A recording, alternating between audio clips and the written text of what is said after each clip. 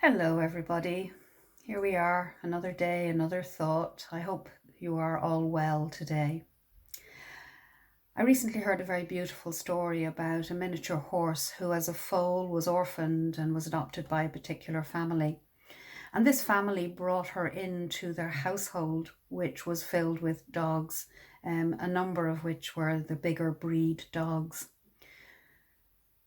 So as the foal began to grow and develop, it was as if she thought she was just one of the dogs. She would play with the dogs, she would run around after them, she would wait for her food when they were being fed.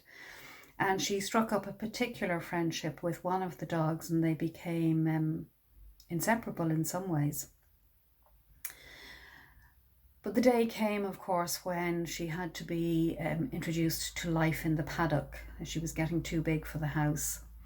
And so bit by bit, the family began to introduce her to horses out in the paddocks in the fields. And at first, she appeared to be somewhat confused. She didn't seem to realize that she was a horse. So she was a bit curious as to what these other creatures were. But over time, what began to happen was that she began to recognize things in herself. Her hoarseness began to emerge, shall we say.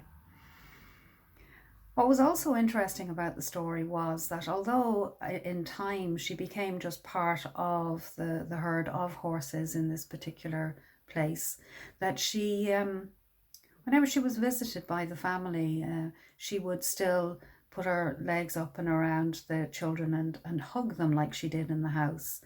And whenever the dog that she was so friendly with visited, she would just run off and play like a dog with this particular one. And the story just got me thinking about us as human beings and our spiritual journey towards enlightenment.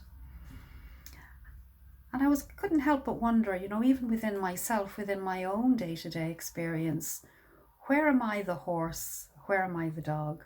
What parts of my day am I just doing things, not realizing that I may be able to fulfill my potential in much greater ways?